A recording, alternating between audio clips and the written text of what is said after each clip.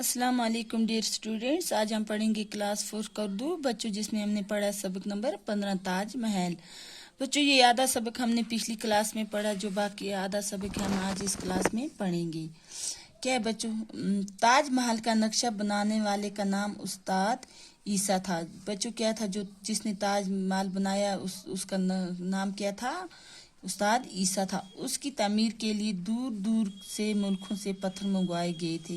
کیا تھا؟ جب وہ تاج محل تعمیر کر رہے تھے، بنا رہے تھے، وہ اس کے لیے جو پتھر تھے وہ کہاں سے دور دوسرے ملکوں سے منگوائے گئے تھے۔ 20,000 کاریگروں کی لگاتار محنت سے 22 برسوں میں یہ عمارت تیار ہوئی۔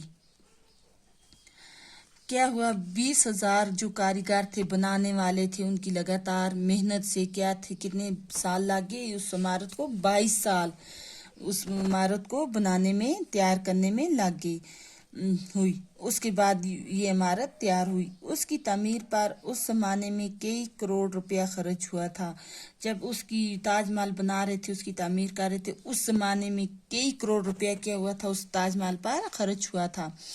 تاج محل دیکھنے کا زیادہ لطف چاندنی راتوں میں آتا ہے۔ بچوں تاج محل دیکھنے کا زیادہ لطف کب آتا ہے؟ چاندنی راتوں میں، جب رات کو چاند ہوتا ہے اس ٹائم کیا ہوتا ہے؟ تاج محل دیکھنے کا لطف آتا ہے۔ اکثر پورے چاند کی راتوں میں تاج محل کا نظارہ بڑا ہی دلکش ہوتا ہے۔ کیا ہوتا ہے؟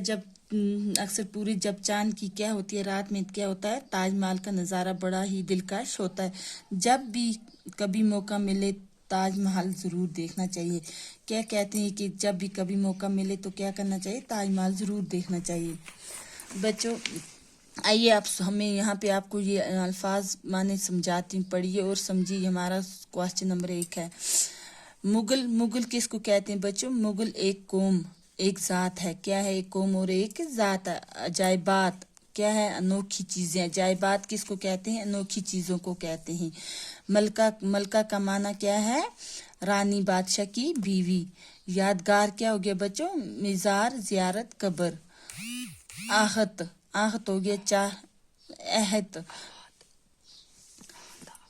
آہت ہو گیا بچوں چار دیواری۔ کیا ہو گیا؟ احاطہ بچوں کس کو کہتے ہیں؟ چار دیواری کو کہتے ہیں۔ صدر دروازہ جو کس کو کہتے ہیں بچوں؟ بڑا دروازہ۔ خوش نما کیا ہو گیا بچوں؟ خوبصورت۔ حرف بہت سے حرف۔